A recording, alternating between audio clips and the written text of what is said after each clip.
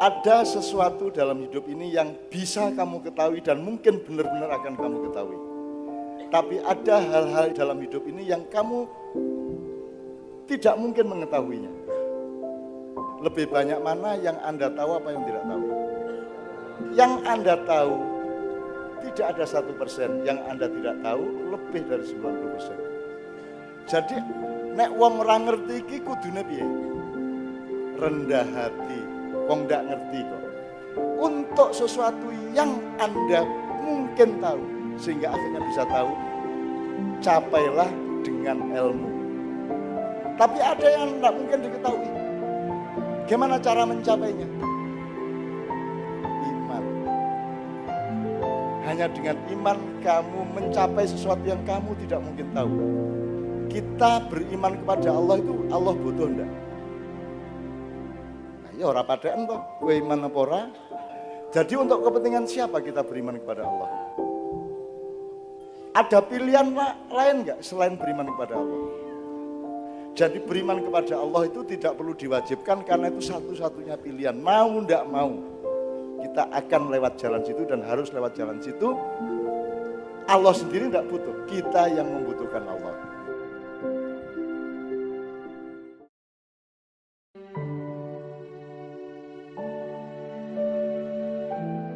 Sayyidina Abu Bakar itu menemukan Allah dengan proses-proses kultural. Sayyidina Umar menemukan Allah dengan proses radikal. Sayyidina Utsman bin Affan itu menemukan Allah melalui pertimbangan-pertimbangan. Sembarang itu ditimbang-timbang, akhirnya ketemu titik tengahnya yaitu Allah. Sayyidina Ali itu gak pakai proses. Kalau Sayyidina Ali itu pokoknya inti Allah. Sedih Allah, seneng Allah, panas Allah, adem Allah. Selalu menemukan Allah. Dimanapun, apapun saja membuatmu menemukan Allah. Ono arek lesu, sekon kepingin keimangan, Allah di arek lesu iki. Gitu ya? Ada orang sedih, kamu hibur dia, Allah ada di orang sedih itu. Ngono lho. Allah ada di mana-mana. Mulane kon pinter bersyukur, pinter menemukan kehadiran Allah di peristiwa apapun saja.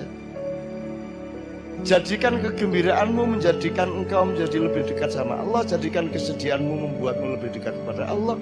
Jadikan kebingunganmu jadi kamu lebih dekat dengan Allah. Apa saja yang kamu alami dalam hidup, kamu kreatifi, kamu usahakan menjadi kedekatan kepada Allah. Jelas ya, mudah-mudahan ya.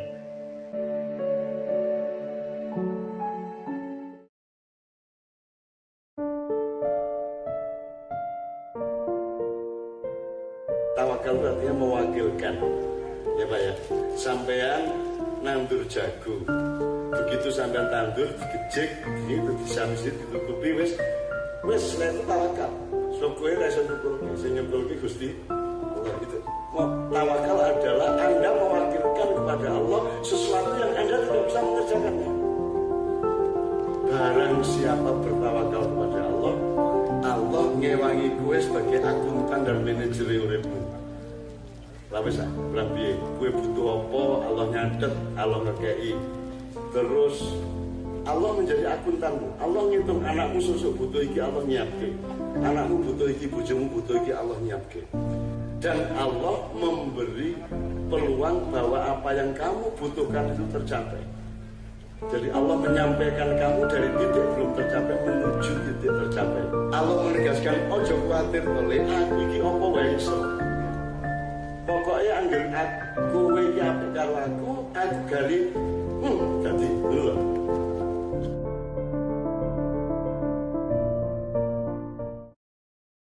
Jadi dalam Islam itu urusannya tuh mencinta, Pak. Jadi kenapa orang ikut Muhammad, kenapa orang menganut Al-Quran tuh urusannya cinta. Karena Allah itu sejak awal tuh nagih cinta. Nek gue pancen cinta karo aku, melu Muhammad. Itu urusannya cuma cinta. Dan di dalam ilmu Islam itu ada pertama fikih atau hukum, di atasnya ada akhlak, di atasnya ada cinta. Hukum itu tidak bisa dipakai untuk menjadi supremasi dari kehidupan sebuah negara. Karena hukum itu rendah, dia paling rendah. Kalau Anda pulang dari sini, ada anak kelaparan 2 hari, hampir pingsan di bawah pohon, di pinggir jalan, nggak ada yang nolong. Terus Anda tidak menolong, Anda terus saja. Kui kira-kira ditangkap polisi apa ora? Ora. Karena hukum itu sangat terbatas. Maka tidak cukup hukum, kita harus punya yang di atas saja, yaitu akhlak. Nah, kalau Anda berdasarkan akhlak, kowe ora nulung wong kaliren salah. Kan begitu. Apa meneh kowe dhuwure meneh tresno cinta. Kalau cinta bukan hanya menolong, kamu kalah penting dari yang kamu tolong kalau cinta. Betul enggak? Kamu mencintai istrimu, istrimu lebih penting dari dirimu sendiri kalau memang kamu cinta, benar enggak? Engkau mencintai Allah, Allah lebih penting dari kamu. Gitu ya. Oke.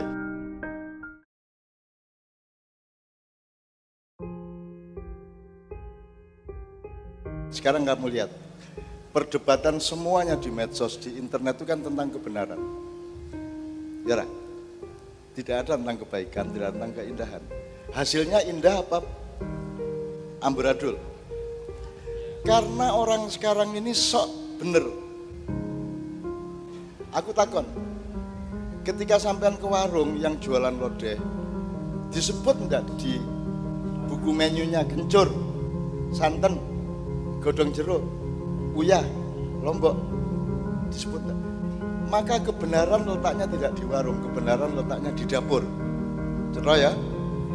Jadi barang ning pawon iki aja digawa-gawa nang warung. Kalau kamu benar itu bekalmu, bukan ekspresimu. Ekspresimu adalah kebaikan, jelas. Jadi ini sekarang orang mempertengkarkan kebenaran. Kebenaran itu bekal, bukan ekspresimu, bukan hasilnya. Hasilnya keindahan. Jadi kue bener kaya ngopo, aja kok omong-omong ke, kuwi pawonmu, kuwi bekalmu. Jadi sekarang coba ini terapkan dalam hidupmu. Terapkan, jelas ya. Kebenaran itu bekalmu, duduk kok gowo-gowo menjogo.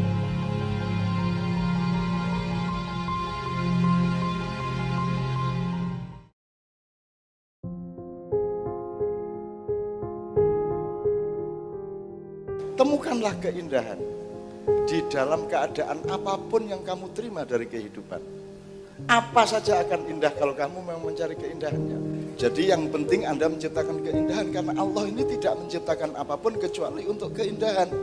Wes deloken, nek kowe kehilangan kepekaan terhadap keindahan, kamu tidak menemukan apa-apa di dunia. Maka jangan cari uang, tapi carilah keindahan di keadaanmu seberapapun. Duit semene kudu indah, duit semene kudu indah. Duit 10.000 nikmati. Dadi 15 nikmati 15. Aja 15.000 kowe mbayangke 100.000. Mudar kowe. 15 ora nikmat, 100 ora kecunggah, kan gitu. Apakah yang indah hanya sop buntut? Tempe indah. Nek kowe legowo, lilo, ikhlas nang tempe.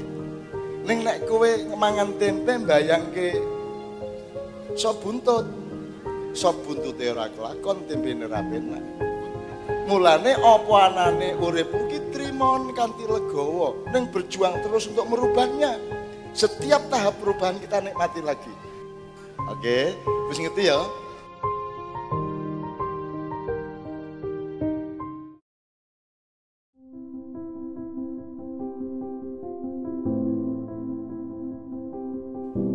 Tujuan hidup saya apa? Kowe duwe hak apa duwe tujuan? Siapa sing duwe hak untuk punya tujuan? Kalau Anda memiliki dirimu sendiri, kamu boleh menentukan tujuan. Lah kowe wae sapa? Wae Gusti Allah. Jadi takone Gusti Allah, kula niki kan urip kan napa? Takone Gusti Allah. Betul enggak? Nek kowe ngelukis, lukisannya duwe tujuan. Terus lukisannya nentokke kanvase semene. Cete ijo wae aja nganggo abang. Ora ono lukisan menentukan dirinya sendiri. Lukisan itu seluruh dirinya ditentukan oleh pelukisnya. Manusia itu cuma lukisan, yang menentukan tujuan hidup manusia adalah Maha Pelukis, yaitu Allah Subhanahu wa taala. Jelas ya Mas ya?